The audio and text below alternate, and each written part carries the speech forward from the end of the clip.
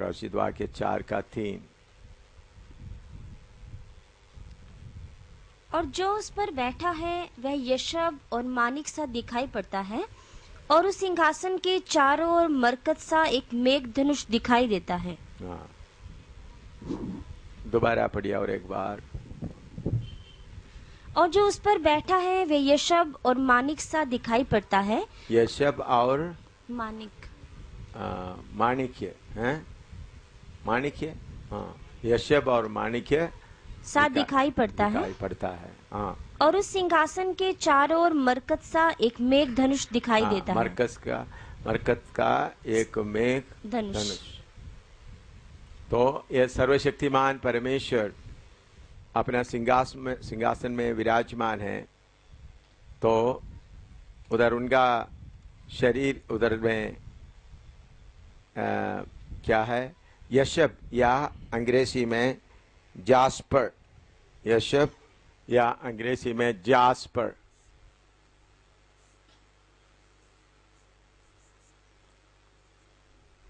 ये बहुत ही चमकने वाला सफेद रंग का है, या unbearable brightness and unbearable brightness, unbearable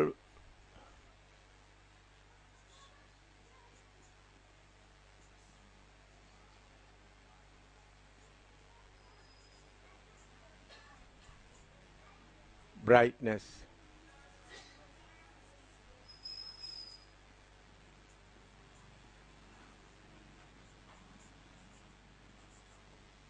jasper, unbearable brightness.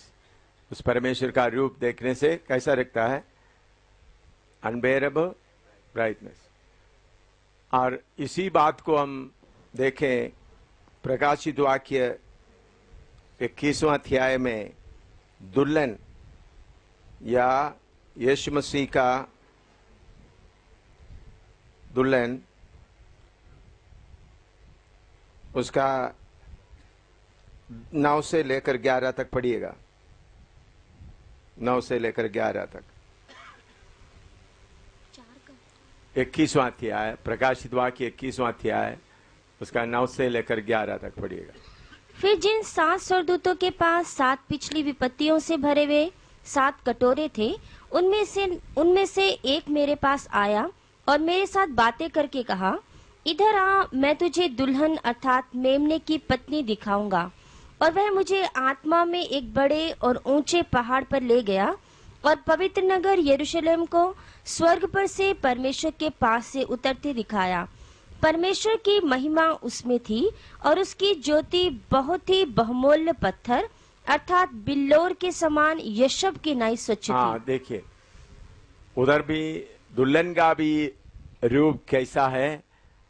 बिल्लोर के समान यशब, या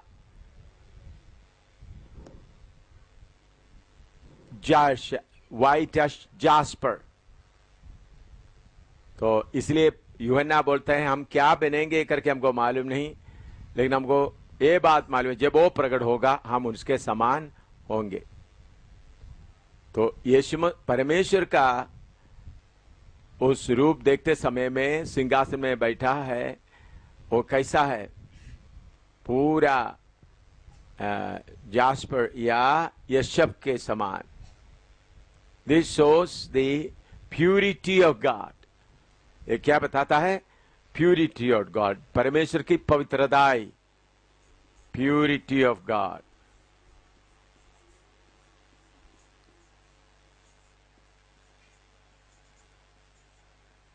परमेश्वर की पवित्रताई, होलीनेस।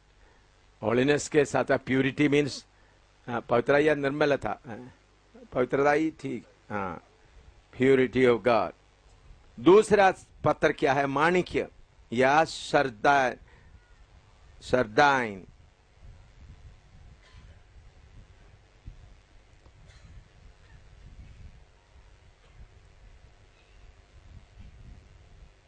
सरदाइन,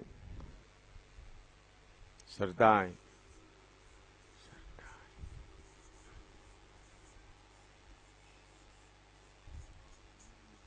इसका रंग रेड हॉट है, इसे is blood red stone, blood का जैसा ब्लड रेड स्टोन।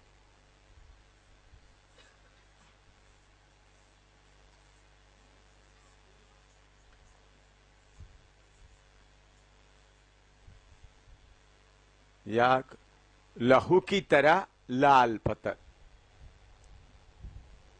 ये परमेश्वर के न्याय करने के लिए होता है, रेडी टू अवेंज रात, रेडी टू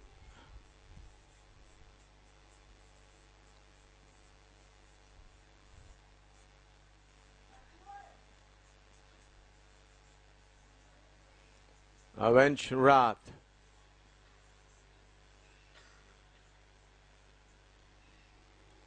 या बदला लेने के लिए तैयार, रेडी टू अवेंज रात। उसके चारों तरफ रेनबो या मेघ धनुष।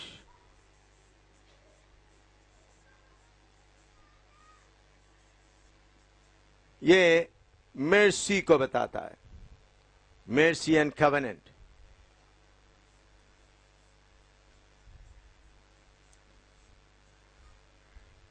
and covenant.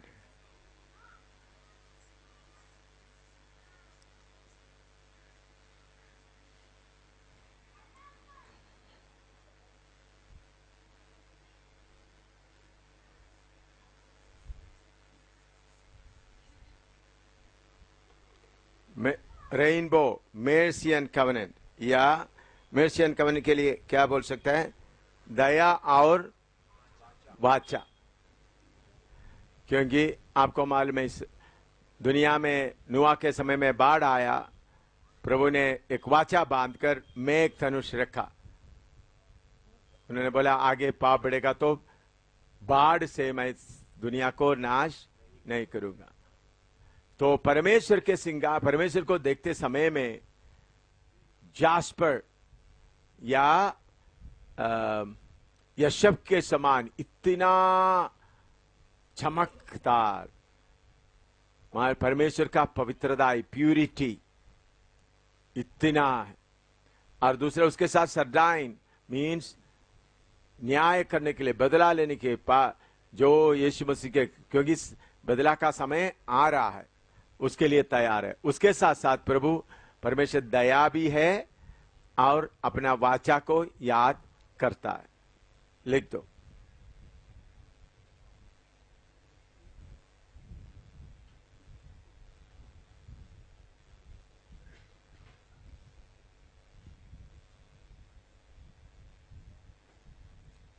उत्पत्ति 9 का 12 से 15 तक पढ़ के देखिए मेघ धनुष के बारे में।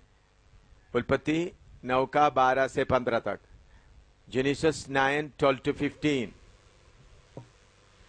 फिर परमेश्वर ने कहा, जो वाचा मैं तुम्हारे साथ और जितने जीवित प्राणी तुम्हारे संग हैं, उन सब के साथ भी युग युग की पीढ़ियों के लिए बांधता हूँ, उसका यह चिन्ह है कि मैंने बादल में अपना धनुष रखा है। वह मेरे और पृथ्वी के बीच में वाचा का चिन्ह होगा। और जब मैं पृथ्वी पर बादल फैलाऊं, तब बादल में धनुष देख पड़ेगा। तब मेरी जो वाचा तुम्हारे और सब जीवित शरीरधारी प्राणियों के साथ बंधी है, उसको मैं स्मरण करूंगा। तब ऐसा जल प्रलय फिर ना होगा, जिससे सब प्राणियों का विनाश हो। आमीन। अगर मैं प्रभु ने बोला मैं अपना मेघ धनुष रखूंगा, ऐसा वाचा बांधूंगा ताकि और नाश ना हो।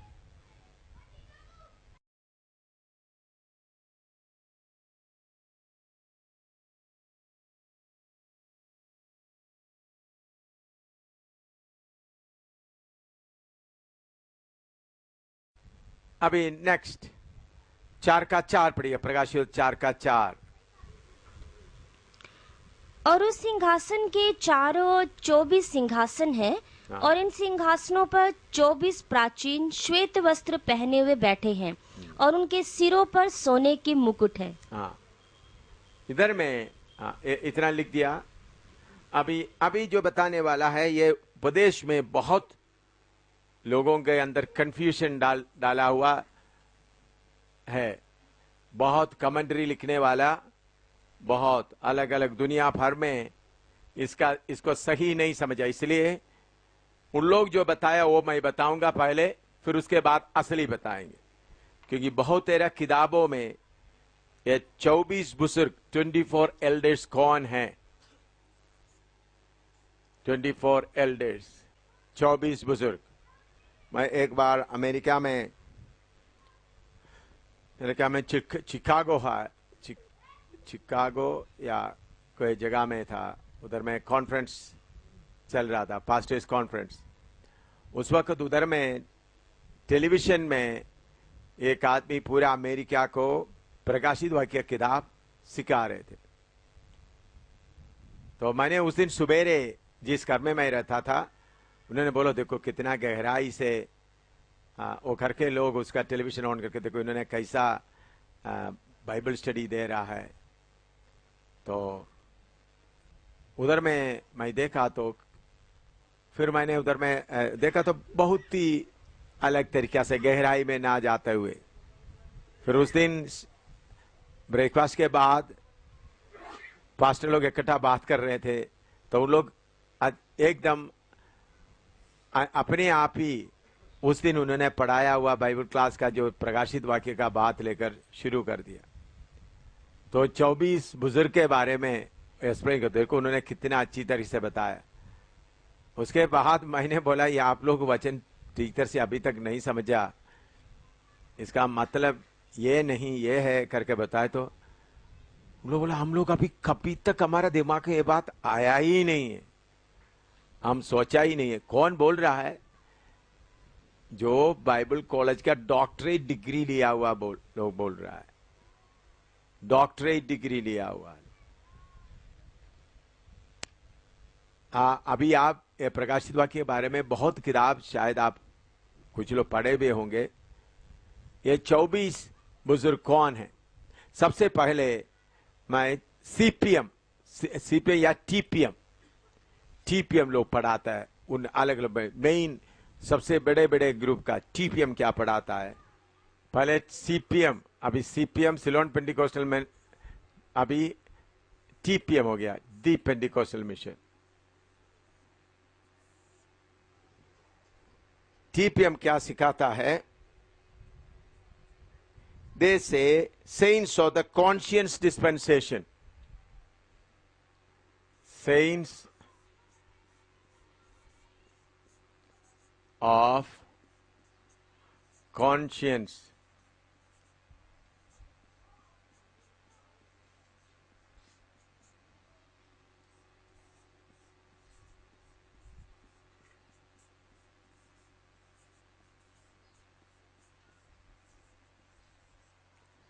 सेंस ऑफ कॉन्शियंस डिस्पेंसेशन का हिंदी में विवेक के युग का संत लोग, उसके लिए उन लोग बोलने का एक ही न्याय है, सिंहासन के चारों तरफ मेघ धनुष दिखाई दे रहा है।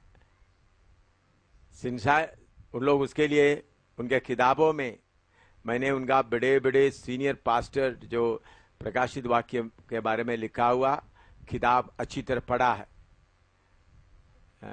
हो सकता है मेरे लाइब्रेरी में अभी भी उनका किताब होगा, अगर फिनी लेकर नहीं गया तो। सीपीएम का इसके बारे में लिखा हुआ, तो उन लोग उसके लिए प्रूफ क्या बोलता है? सिंहासन के साथ में क्या है? मेघ धनुष, रेइनबो होने के कारण। इसके अलावा और कोई वचन नहीं है, कोई वचन का आधार नहीं है। ये सिर्फ उनका इमेजिनेशन है। उन्होंने अपना बाइबल से कोई वचन बताया भी नहीं है। उनको ऐसा होने के एक कारण है, आगे जाकर 14 अध्याय पढ़ाते समय मैं आपको बताऊंगा। 14 अध्याय में 1,44,000 के बारे में बताते, उधर में उन लोग फंस गए।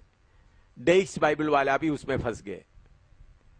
ये रेवलेशन के किताब के बारे में डेक्स बाइबल जिनके पास है वो पढ़कर देखे, बहुत गड़बड़ है उसमें। उसमें बहुत कृपा करके डेइक्स बाइबल का कमेंट्री प्रकाशित वाक्य के लिए आप इस्तेमाल ना करें। बहुत गड़बड़, डेइक्स को भी बहुत क्वेश्चन आंसर नहीं है। मैंने ये किताब मैंने बोला 18 साल लिया पढ़ने के लिए, 1-2 साल नहीं, किसी की एक किताब लेकर के नहीं, पढ़ने के बाद पूरा सवाल पूछकर अभी समझ लो एक बहुत बड़ा मशीन खोल दिया। मशीन पूरा खोलने के बाद उनको एक एक पुर्जा एक एक जगह में ठीक रखे तो फिर क्या होगा, फिट होगा।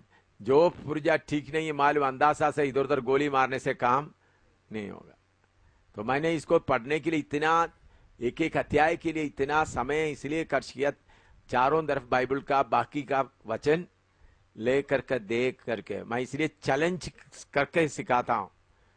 अमेरिका में भी ये बिताया, पूरा रेवलेशन नहीं सिखाया, लेकिन उन लोग जो गड़बड़ करता है तो फिर उन लोग बोलने लगा हमको इसके लिए कोई जवाब देने के लिए नहीं, हम ऐसा सोचा नहीं है। तो उन लोग दूसरे एक बात बताए, हम वचन के लिए इतना समय नहीं निकालता है। क्या है? वचन के लिए इतना समय हम नहीं निकालते। ये है हम जल्दी जल्दी वचन जो मिलता है, तो वचन को मनन करते वक्त उसका गहराई आपको मिलता है। तो सीपीएम का दूसरा, कुछ लोग बहुत इसके बारे में किताब लिखा हुआ, बहुत किताब मैंने पढ़ा है। केरला में भी कुछ लोग है, कल्लुमला, कुंजमोन, और उसके अलावा वो सीपीएम से थोड़ा अलग है, और उसके बारे में बहुत बड़ा बड़ा किताब लिखा हुआ है। इन लोग बोलते हैं दूसरा ग्रुप, ये स्पेशल एंजल्स का, ये एंजल्स का स्पेशल ग्रुप है। वो लोग क्या बोलते हैं, उनका जो दूसरा, ये नंबर 1 सीपीएम का हो गया, number 1 group. Number 2 major group, वो लोग बोलते हैं स्पेशल एंजल्स।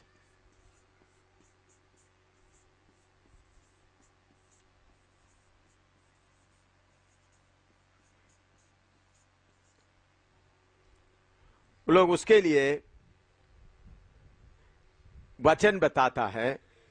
एफएसी 1:21 पढ़िएगा। एफएसी 1:21।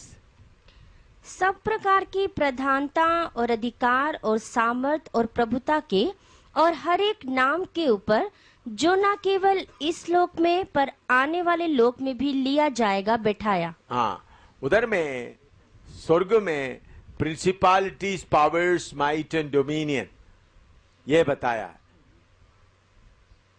क्या लिखा है? प्रिंसिपालिटीज, पावर, स्वर्ग में जो अधिकार, ये वो स्पेशल एंजल्स हो सकता है। वो वचन नोट कर दीजिए, पहला एफएसी 1:21। अभी 3:10, एफएसी 3:10 पढ़िएगा। ताकि अब कलीसिया के द्वारा नाना प्रकार का परमेश्वर का नाना प्रकार का ज्ञान उन प्रधानों और अधिकारियों पर जो स्वर्गीय स्थानों में है प्रकट किया जाए। हाँ, प्रधानों और अधिकारियों जो स्वर्गीय स्थानों में, उसको प्रकट किया। उन लोग, ये भी स्वर्गदूत के बारे में बताता है। अभी 6:12।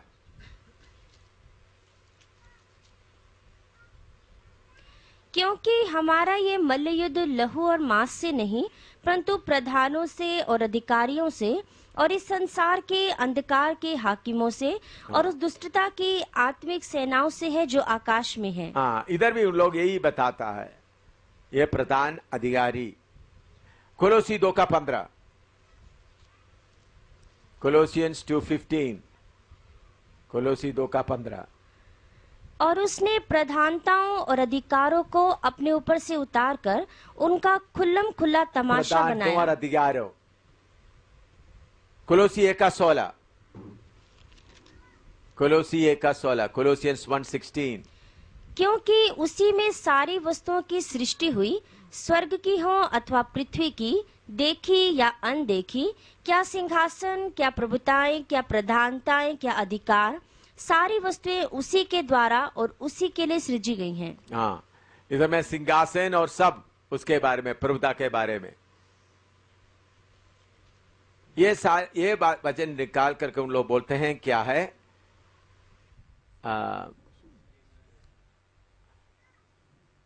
स्वर्गदूतों में, उसके लिए उन्होंने एक नया थियरी लाता है, एक कारण लाता है।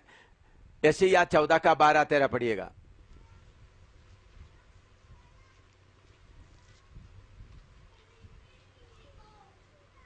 हे भोर के चमकने वाले तारे, तू क्यों कर आकाश से गिर पड़ा है? तू जो जाति जाति को हरा देता था, तू अब कैसे काट कर भूमि पर गिराया गया है?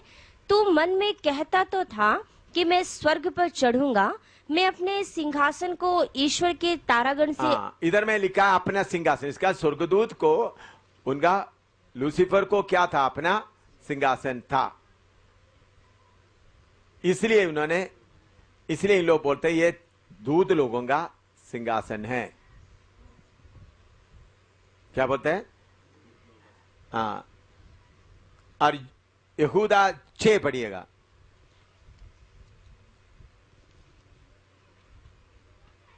फिर जो स्वर्गदूतों ने अपने पद को स्थिर ना रखा, वरन अपने निज निवास को छोड़ दिया, उसने उनको भी उस भीषण दिन के न्याय के लिए अंधकार में, जो सदा काल के लिए है, बंधनों में रखा है। और इधर में लिखा है कुछ स्वर्गदूत अपना स्थान नहीं रखा। अभी दानियेल 10 का 21 पढ़िएगा। दानियेल 10 का 21, दानियेल 10:21।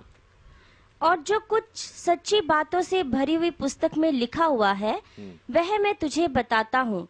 उन प्रधानों के विरुद्ध तुम्हारे प्रधान मिकाइल को छोड़ मेरे संग स्थिर रहने वाला। प्रधान मिकाइल, उनको जरूर कोई सिंहासन होगा। दानियेल 12 का 1। उसी समय मिकाइल नाम बड़ा प्रधान, जो तेरे जाति भाइयों का पक्ष करने को खड़ा रहता है, वह उठेगा।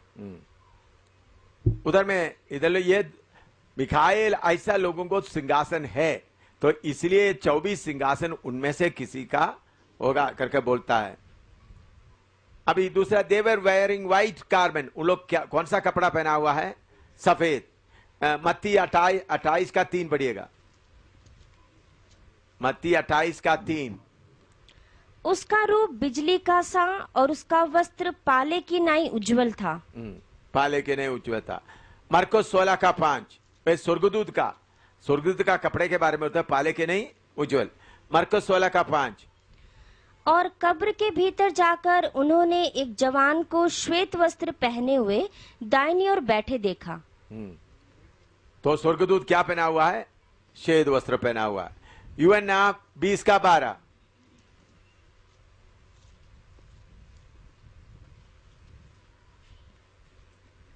दो स्वर्गदूतों को उज्जवल कपड़े पहने हुए, एक को दो स्वर्गदूतों देखा उज्जवल कपड़ा पहने हुए। तो उन लोग बताने का रीजन, प्रधानों के बारे में बताते उनको जरूर सिंहासन है, और इनका कपड़ा कौन सा है? सफेद, श्वेत। अच्छा, उसका मुकुट भी गोल्डन है। सेवकों के लिए दिया हुआ या 5 मुकुट में गोल्ड के बारे में गोल्डन करके सही नहीं बताई, तो इसलिए ये उनका होगा। माई जब मुकुट के बारे में सिखाएं तो ये बात खोलकर पढ़ाएंगे। अच्छा, नेक्स्ट उन लोग क्या बोलता है सुनिएगा। ये बड़े ग्रुप, ये स्वर्गदूतों के बीच में जो रेबेलियन या बलवा हुआ, यशायाह 14 का 12 से 14 में भी, और एसेकिएल 28 का 12 से 19, ये दोनों वचन आपको मालूम है। यशायाह 14 का 12 से 14 लूसीफर के बारे में लिखा है।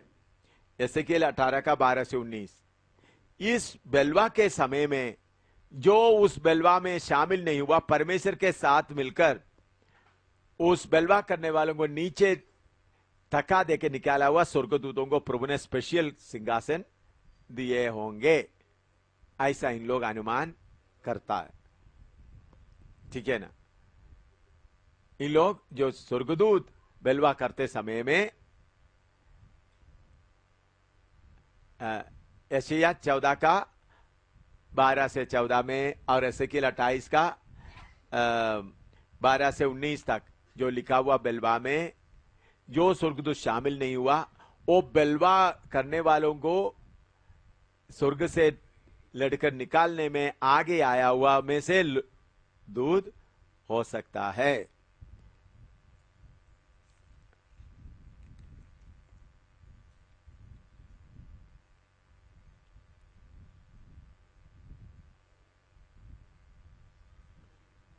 ऐसा हम लोग बोलते हैं। समझ में आया? हम लोग बोलने का कारण बता, अब समझ आया कितना कारण है? देखो, स्वर्ग में क्या है? प्रधानताएं, अधिकार है, और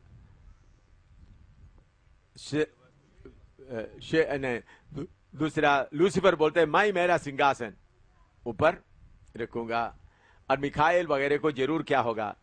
सिंहासन होगा। और उनका कपड़ा सफेद है, उनके सिर में लगा हुआ मुकुट गोल्डन है। और तीसरा उन लोग आगे बोलते हैं, ये लोग वो लोग होंगे जो परमेश्वर के साथ जब बाकी लोग बेलवा किया तो उस बेलवा करने वाला दूतों को नीचे उनका अपना स्थान से धक्का देकर निकालकर परमेश्वर के साथ मिलकर युद्ध किया हुआ वफादार स्वर्गदूत होंगे।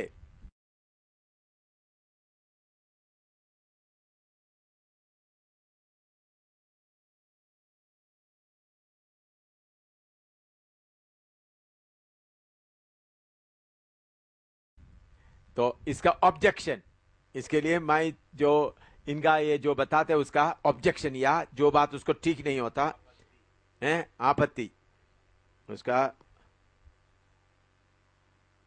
आपत्ति क्या है? इधर लिखने का एक एल्डर, इधर में लिखा 24 एल्डर लिखा, 24 स्वर्गदूत नहीं लिखा, बोलकर क्या लिखा है? 24 इंग्लिश में एल्डर, या हिंदी में क्या लिखा है? प्राचीन, बुजुर्ग। एल्डर के लिए ग्रीक में प्रेस्ब्यूटरस, ग्रीक भाषा में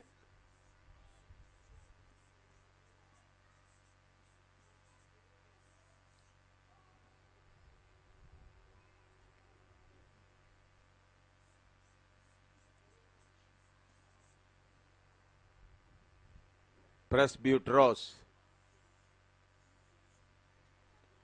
प्रेस्ब्यूटरोस,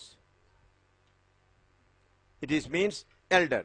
एल्डर को बाइबल ने कहीं भी स्वर्गदूत करके तर्जमा नहीं किया है, कहीं भी। इधर में 24 एल्डर लिखा है, एल्डर को कहीं भी क्या नहीं किया? स्वर्गदूत करके बाइबल में लिखा नहीं है। नंबर 1,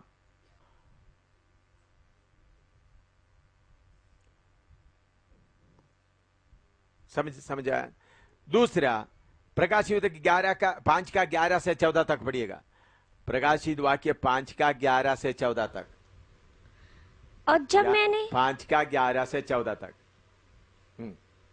और जब मैंने देखा तो उस सिंहासन और उन प्राणियों और उन प्राचीनों की चारों ओर बहुत से स्वर्गदूतों का शब्द सुना। हाँ, देखिए, यह सिंहासन, प्राणी और 24 बुजुर्ग होंगे चारों ओर।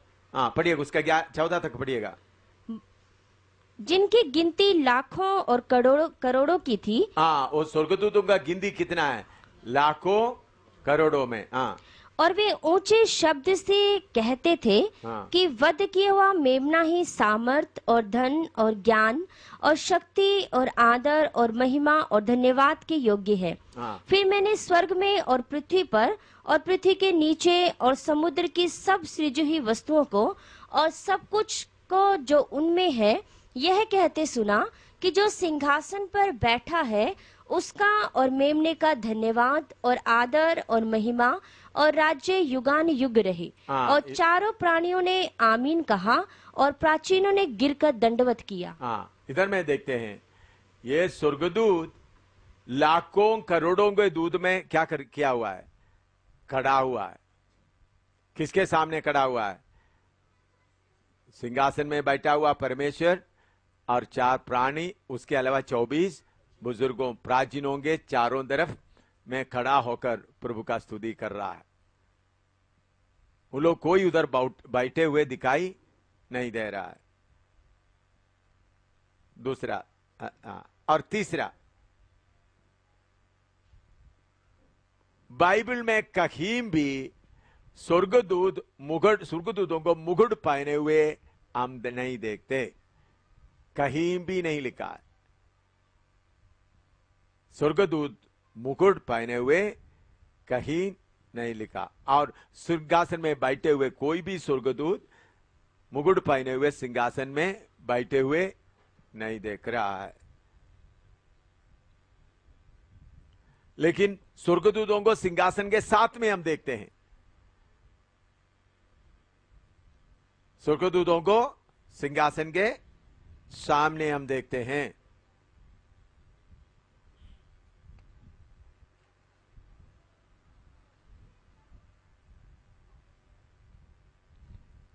इब्रानी 1:13,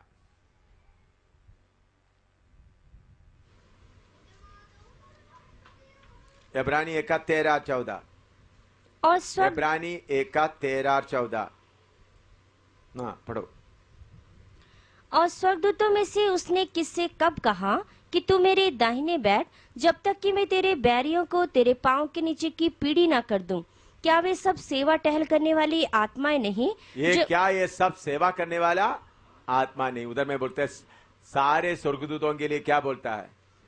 ये सेवा करने वाला आत्मा है। दोबारा पढ़ो।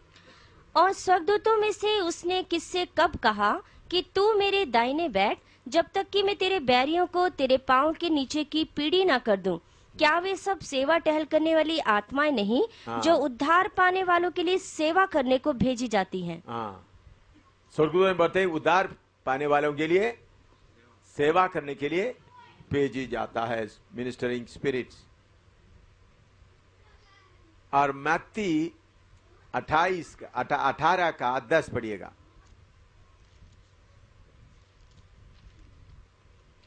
मत्ती 18:10। देखो, तुम इन छोटों में से किसी को तुच्छ ना जानना, क्योंकि मैं तुमसे कहता हूँ कि स्वर्ग में उनके दूत मेरे स्वर्गीय पिता का मुंह सदा देखते हैं। हाँ, स्वर्ग में उनका दूत परमेश्वर का मुंह सदा देखते हैं। तो इधर से हमको मालूम कर सकते हैं स्वर्गदूत सिंहासन में बैठकर मुकुट पहनकर सिंहासन में बैठने के लिए बनाए गए नहीं, बल्कि सेवा टहल करने के लिए है।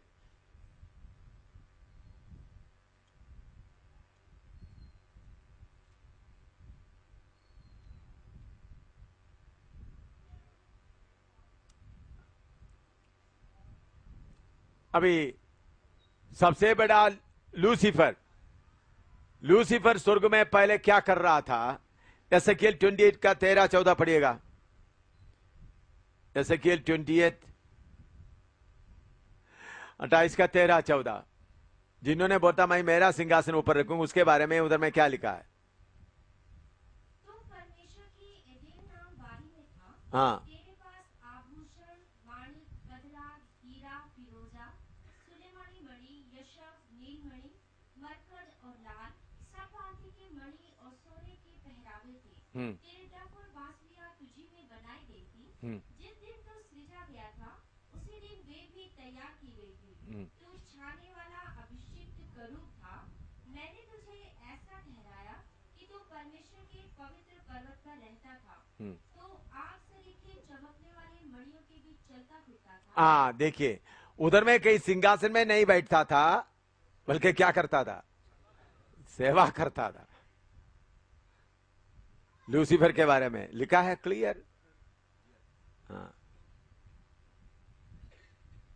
he was walking in the midst of fire।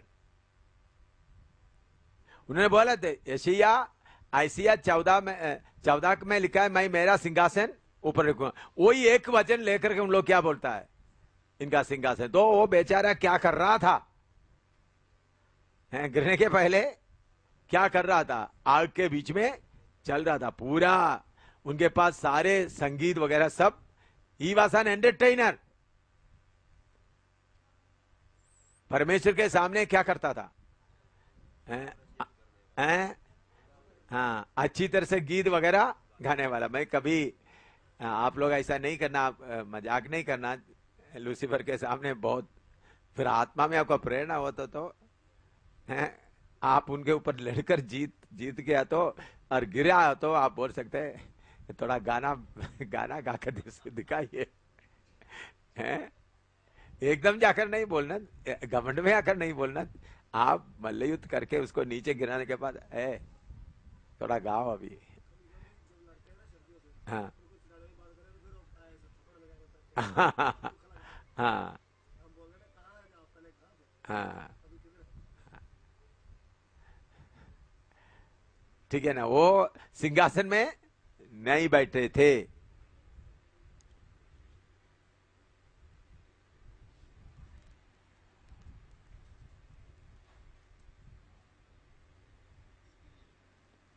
और उसके अलावा ये 24 बुजुर्गों का गाना थोड़ा सुनिएगा। प्रकाशित वाक्य 5 का 8 और 10, 8 से 10 तक। प्रकाशित वाक्य 5 का 8 से 10, रेवलेशन 5, 8 to 10। और जब उसने पुस्तक ले ली तो वे चारों प्राणी और 24 प्राचीन उस मेमने के सामने गिर पड़े, और हर एक के हाथ में वीणा और धूप से भरे हुए सोने के कटोरे थे।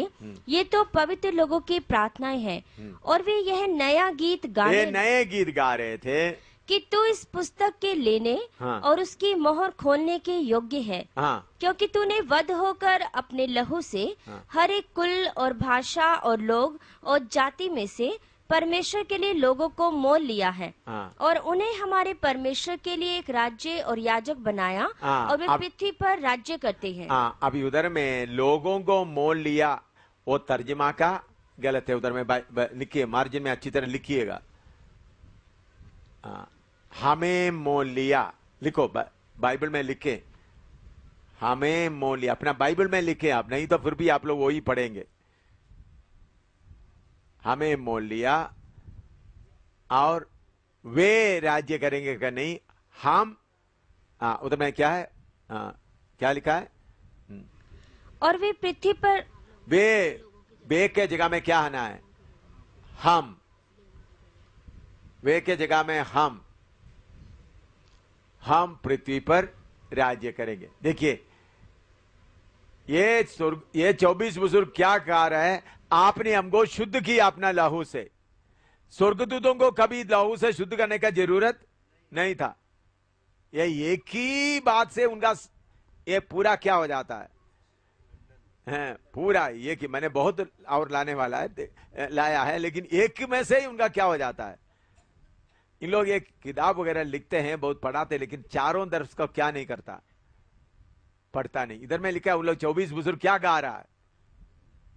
हमको आपने मोल लिया है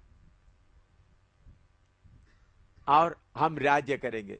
ये बात उन लोग नहीं समझा। ये you have purchased us, you redeemed us, हम राज्य करेंगे। समझा रहे हैं आपको? तो स्वर्गदूतों को कभी खून से धोने का जरूरत नहीं पड़ा, क्योंकि जो गिर गया है वो शैतान बन गया, शैतान का फौज में बन गया। बाकी लोग अभी परमेश्वर के साथ में सेवा में लगा हुआ है। तो ये जरूर है कि ये स्वर्गदूत का इनला दूसरा ग्रुप होते स्पेशल एंजल्स नहीं है। समझाया?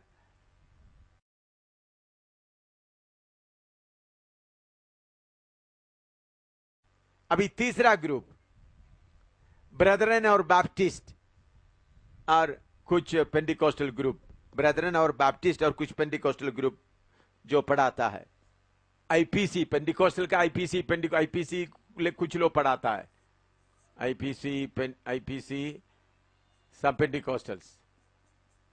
लेकिन आईपीसी में मैंने इसके बारे में पढ़ाया तो काफी लोग उस बात को मानकर अपना आईपीसी अभी कुछ लोग पढ़ाता है। ब्रदर पेंटिकोस्टल बैप्टिस्ट, उन लोग कौन बोलते हैं? ये उन लोग पढ़ाता है 24 एल्डर्स, 12 प्रेरित और 12 पुराना नियम का संत लोग। 12-12 करने के लिए बहुत आसान है। 12 प्रेरित और दूसरा पुराना नियम का 12। 12 apostles and 12 Old Testament patriarchs. Old Testament patriarchs और 12 apostles of Old Testament. OT. OT मतलब आपको अभी मालूम होना चाहिए। OT means Old Testament, NT means New Testament. OT Old Testament, NT New Testament. Patriarchs. वो patriarchs कौन कौन है करके उन लोग नहीं लिखता है। उसके लिए उन लोग एक प्रूफ ला रहा है। प्रकाशित 21 का 12 पढ़िएगा।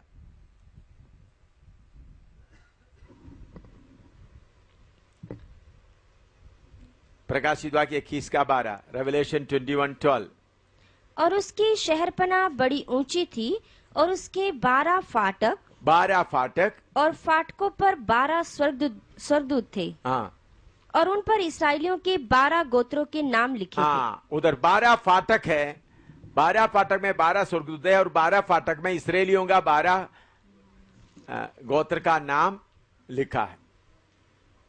वो एक। और दूसरा 21 का 14।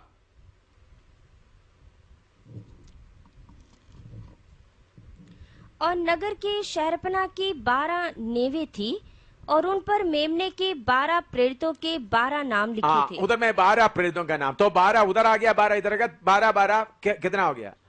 24। आराम से हो गया भाई।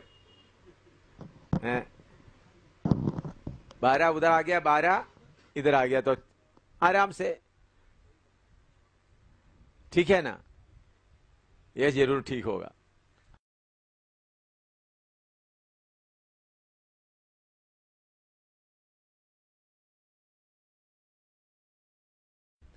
अभी मत्ती 19 का 27 और 28 पढ़िएगा।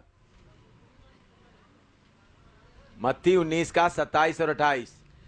इस पर पतरस ने उससे कहा कि देख, हम तो सब कुछ छोड़ के तेरे पीछे हो लिए हैं, तो हमें क्या मिलेगा? हमें क्या मिलेगा? यीशु ने उनसे कहा, मैं तुमसे सच कहता हूँ कि नई उत्पत्ति से जब मनुष्य का पुत्र अपनी महिमा के सिंहासन पर बैठेगा, तो तुम भी जो मेरे पीछे हो लिए हो 12 सिंहासनों पर बैठकर इसराइल के 12 गोत्रों का न्याय करोगे। अभी 12 गोत्र, इधर सुनिएगा। इन लोग 12 बता दिया, तो यीशु मसीह के कानून के अनुसार जब ये 12 प्रेरित लोग सिंहासन में बैठ के न्याय करते हो कि ये सिंहासन में बैठा 12, उनके सामने क्या करना पड़ेगा? हैं? बैठना पड़ेगा। समझ गए इनका गलती कहां हुआ? प्रभु बोलता है 12 सिंहासन में बैठे हुए 12 गोत्रों को क्या करेगा? न्याय करेगा। तो इधर उन लोग 12 24 बना दिया, तो उन लोग बोले कि चलो भाई अभी सिंहासन में तुम लोग भाई नीचे बैठ जाओ, अभी तुम्हारे ऊपर हमने न्याय करना है। समझ रहा है?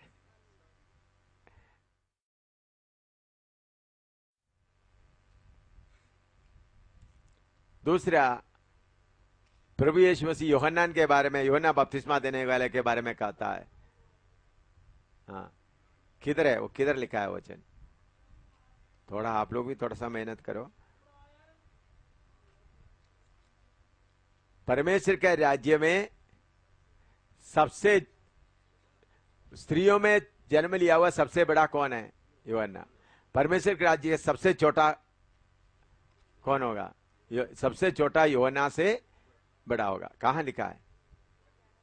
हैं? मत्ती 11 का 12 पढ़ो। मैं तुमसे सच कहता हूँ कि जो स्त्रियों से जन्मे हैं उनमें से यूहन्ना बपतिस्मा देने वाले से कोई बड़ा नहीं हुआ, पर जो स्वर्ग के राज्य में छोटे से छोटा है वह उससे बड़ा है।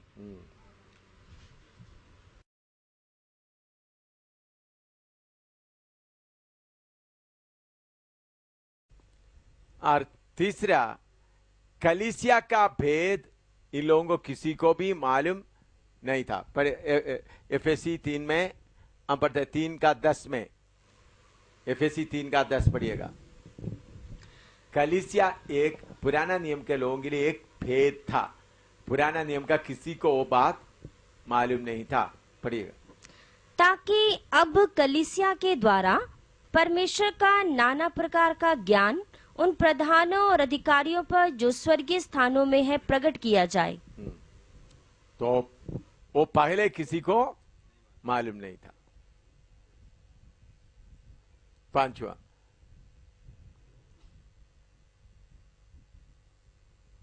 कलीसिया बनाना कब शुरू किया? पहला पत्रोस 2 का 5 से 8।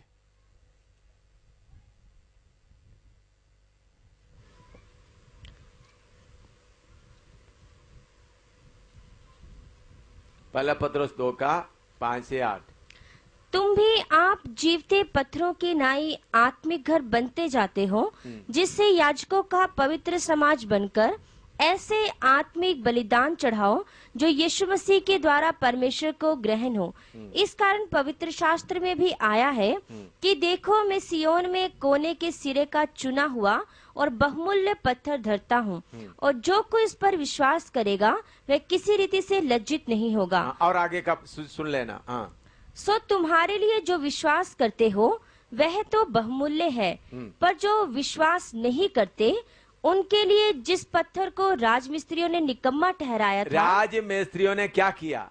निकम्मा ठहरा, वही कोने का सिरा हो गया। हाँ, पुराना नियम का लोग यीशु मसीह को क्या किया था? आज तक स्वीकार नहीं किया उन लोग। आज तक यीशु मसीह को इस्राएली कौम स्वीकार नहीं किया। इसराइल में कुछ विश्वासी लोग हैं, लेकिन इसराइल लोग अभी भी मसीहा के लिए, जब विरोधी मसीह आकर अन्याय करेगा तब भी उन लोग पुकारेगा। तो उन लोग अभी तक उनको स्वीकार नहीं किया, तो उन लोग कैसा ये 24 में आ सकता है?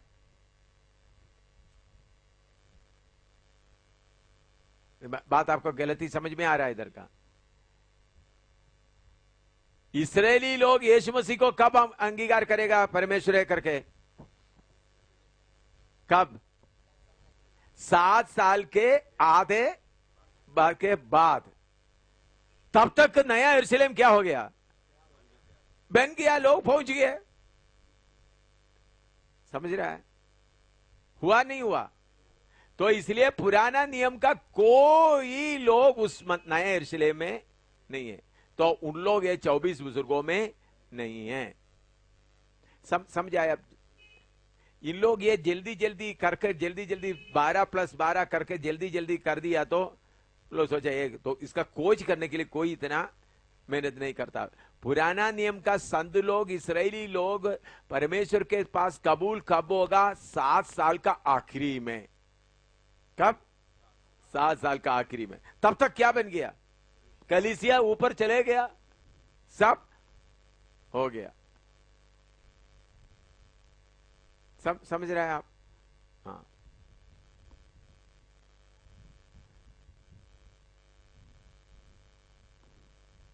और कलीसिया बनाने का काम कब शुरू हुआ? नेक्स्ट पॉइंट, प्रकाशित एफएसी 2 का 20 से 22 तक। कोने का पत्थर कब लिखा? और प्रेरितों और भविष्यद्वक्ताओं की नींव पर, जिसके कोने का पत्थर मसीह यीशु है, आप ही बनाए गए हो। हाँ, कोने का पत्थर। कलीसिया बनाना आरंभ कब हुआ? यीशु मसीह क्रूस पर जान देकर मरे हुए में से जी उठने के बाद। कोने का पत्थर रखा, तो उसके पहले कौन सा पत्थर रख सकता है भाई? काम शुरू भी नहीं हुआ। इसलिए पुराना नियम के लोग ये 24 बुजुर्गों में एक भी नहीं है। 12 जमा करना आसान है। 12 चेले हो गया, 12 पार्टियाक हो गया, बस 12 + 12। लेकिन वचन के सामने उसके लिए कोई सबूत नहीं है।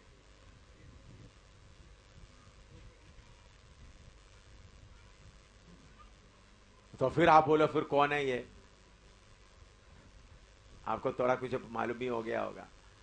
बीच बीच में प्रचार करते करते आपको मिल गया होगा। फिर कौन है ये 24 कौन है? उनका गीत से हमको मालूम होता। नंबर 1, उनका गीत प्रूफ। 24 कौन है, उसका प्रूफ क्या है? नंबर 1 उनका गीत, उनका सॉन्ग। प्रकाशित वाक्य 5 का 8 से 10।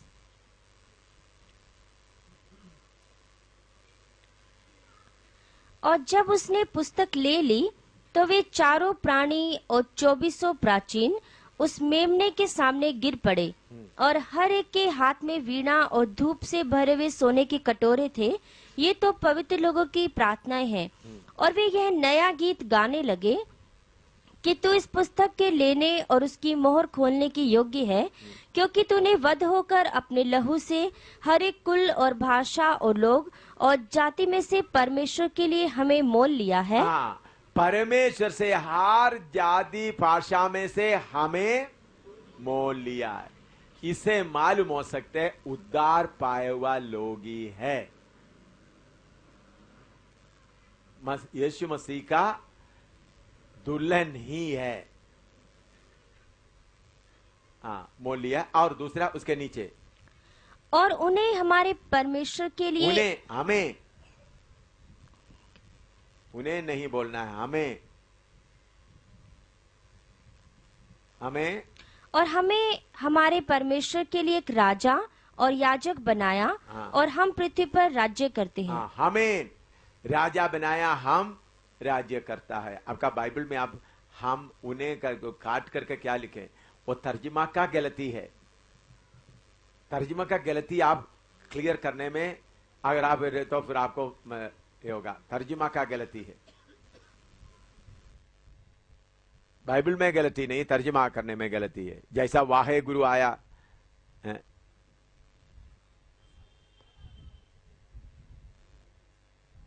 वो एक नंबर 1। नंबर 2 प्रूफ, पहला कोरिन्थी 6 का 2 और 3।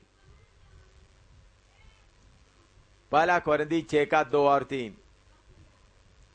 क्या तुम नहीं जानते कि पवित्र लोग जगत का न्याय करेंगे? जगत का न्याय करेंगे। सो जब तुम्हें जगत का न्याय करना है तो क्या तुम छोटे से छोटे झगड़ों का भी निर्णय करने के योग्य नहीं? हाँ। क्या तुम नहीं जानते कि हम स्वर्गदूतों का न्याय करेंगे? हम स्वर्गदूतों का भी न्याय करेंगे।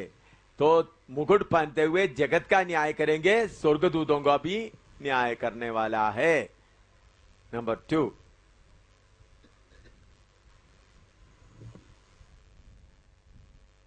अभी तीसरा, ये क्यों 24 है? पहला इतिहास 24 का 1 से 19 तक पढ़िएगा। पहला इतिहास 1 क्रॉनिकल 24 1 to 19। पहला इतिहास 24 का 1 से 19। 1 क्रॉनिकल्स 24 1 to 19 पढ़ो। फिर हारून की संतान के दल ये थे। हारून के पुत्र तो नादाब, अबीहू, एलियाजर और इतामार थे, परंतु नादाब और अबीहू अपने पिता के सामने पुत्रहीन मर गए। इसलिए याजक का काम एलियाजर और इतामार करते थे। और दाऊद ने एलियाजर के वंश के सादोक और इतामार के वंश के अहामेलक की सहायता से उनको अपनी अपनी सेवा के अनुसार दल दल करके बांट दिया। और एलियाजर के वंश के मुख्य पुरुष इतामार के वंश के मुख्य पुरुषों से अधिक थे, और वे यूं बांटे गए, अर्थात एलियाजर के वंश के पितरों के घरानों के 16 और इतामार के वंश के पितरों के घरानों के 8 मुख्य पुरुष थे। तब वे चिट्ठी डालकर बराबर बराबर बांटे गए, क्योंकि एलियाजर और इतामार दोनों के वंशों में पवित्र स्थान के हाकिम और परमेश्वर के हाकिम नियुक्त हुए थे। और नतेल के पुत्र शमया ने जो लेवीय था, उनके नाम राजा और हाकिमों और सादोक याजक और एबियातार के पुत्र अहीमेलक और याजकों और लेवियों के पितरों के घरानों के मुख्य पुरुषों के सामने लिखे। अर्थात पितरों का एक घराना तो एलियाजर के वंश में से और एक इतामार के वंश में से लिया गया। पहली चिट्ठी तो योहायारिब के और दूसरी यदाया, तीसरी हारिम के, चौथी सोरीम के, पांचवी मलकिया के, छठवीं मियामीन के, सातवीं हक्कोस के, आठवीं अबिया के, नौवीं यीशु के, 10वीं शकन्या के, 11वीं एलियाशिब के, 12वीं याकीम के, 13वीं हुप्पा के, 14वीं यिसबाब के, 15वीं बिलगा के, 16वीं इम्मेर के, 17वीं हेजीर के, 18वीं हपीतसेस के 19वीं पतिहा के 20वीं यहेजकेल के 21वीं याकीन के 22वीं गामुल के 23वीं दलायाह के और 24वीं माजिया के नाम पर निकली। हाँ, देखिए सारे याजकों को 24 दल में बांटा गया। याजक सिर्फ 24 नहीं है, उनको 24 दल में। अभी लूका 1:5 पढ़िएगा, जकरिया के बारे में मालूम होता है। लूका 1:5। जकरिया कौन सा दल का था? हाँ, यहूदियों के राजा हेरोदेस के समय अबिया के दल में जकरिया नाम का एक याजक था। अबिया का दल में। तो सारे याजकों को कितना दल में बांटा गया? इधर से 24 नंबर ऐसा आ गया। 12-12 24 नहीं, सारे याजकों को क्या बनाया? हाँ, लिखो।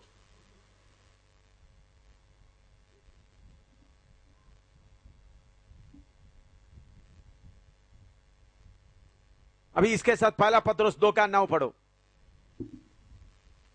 पहला पत्रोस 2:9। पर तुम एक चुना हुआ वंश और राज्य पदधारी, याजकों का समाज। याजकों का सारे संत लोग कौन है? यीशु मसीह का दुल्हन कौन है? याजकों का समाज। तो 24 बुजुर्ग का मतलब यीशु मसीह का दुल्हन का रिप्रेजेंटेटिव है उधर।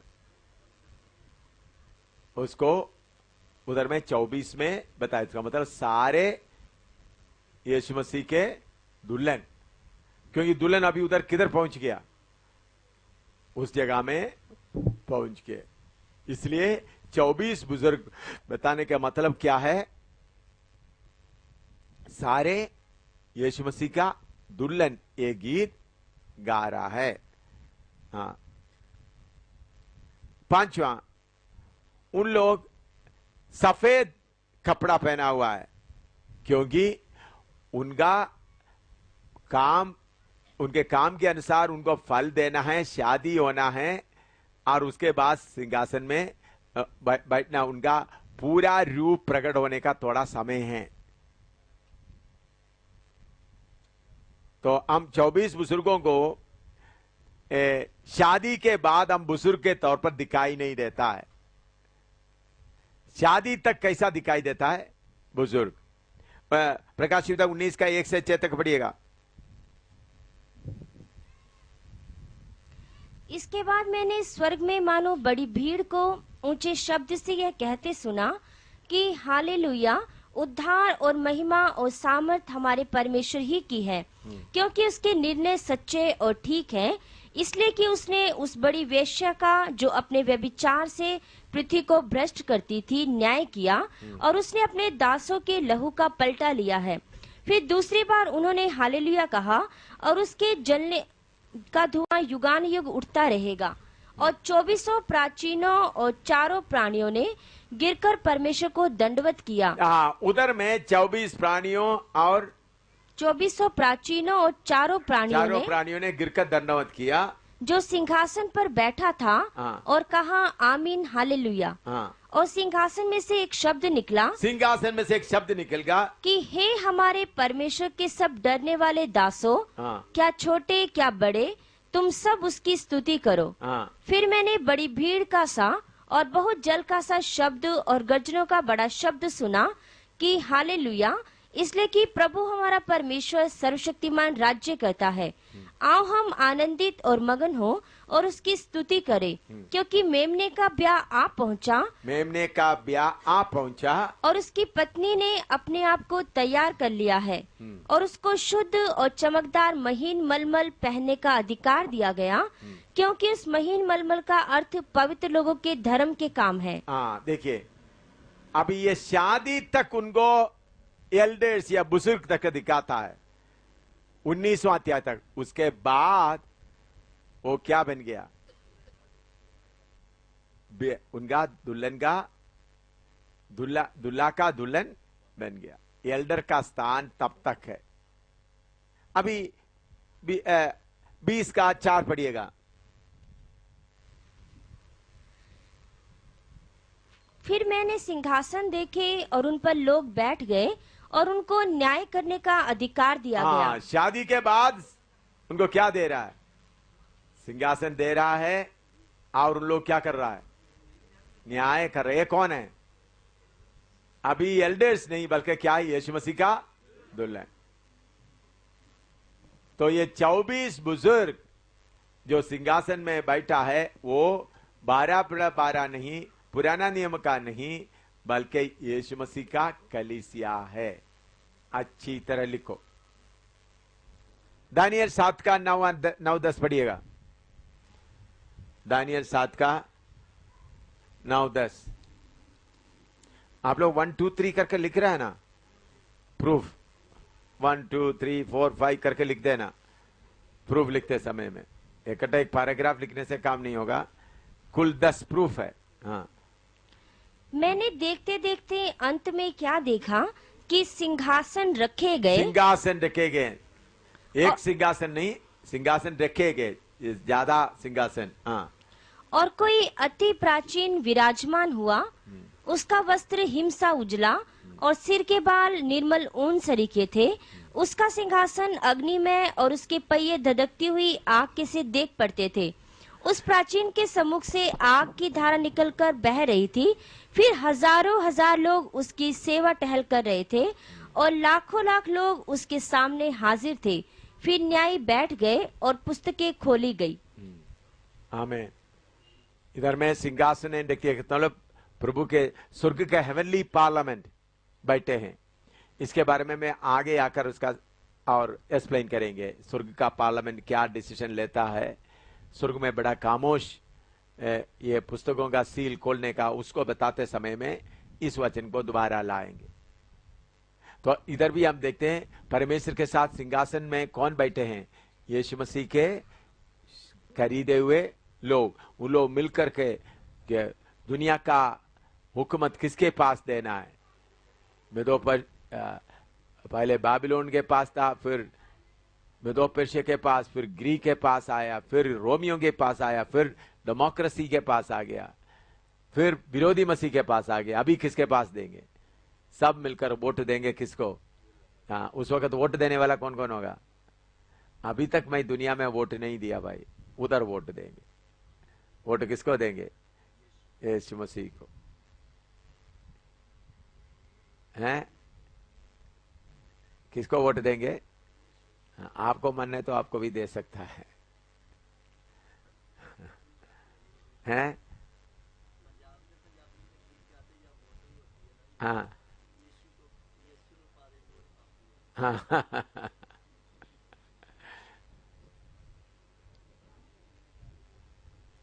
और मैंने बताया प्रेरित लोग 12 सिंहासन में बैठकर क्या करेंगे? 11 गोत्र को न्याय करेंगे। ये सारे बातों से हमको बिल्कुल क्लियर मालूम होता है ये 24 बुजुर्ग कौन है। हाँ, आपको मालूम है सीपीएम के लोग किधर में गीत गाएंगे? ये 24 बुजुर्गों के सामने खड़े होकर गीत गाएंगे। लोग गाते रहने तो हम बैठकर सुनते रहेंगे।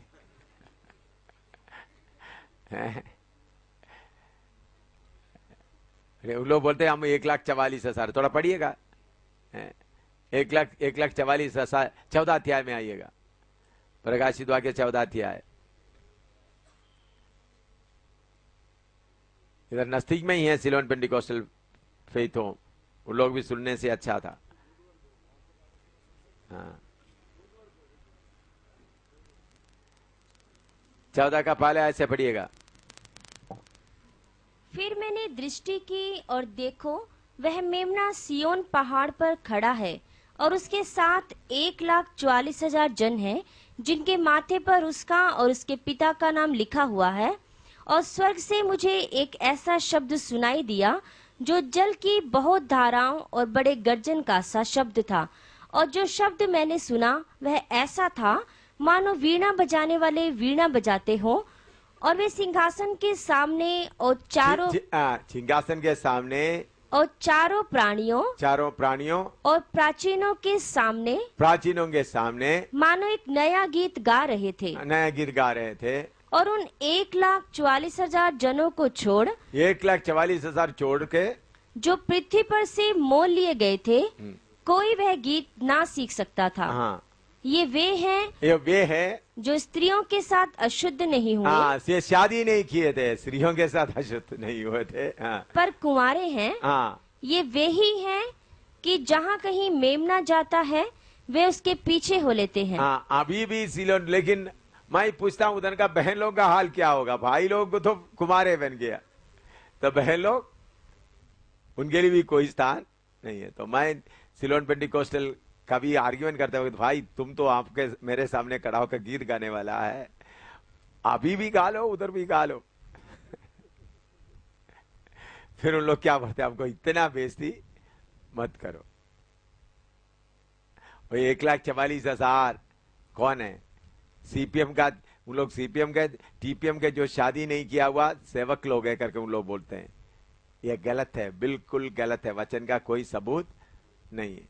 वो कौन है? इस्राएलियों के बीच में से चुने हुए लोग।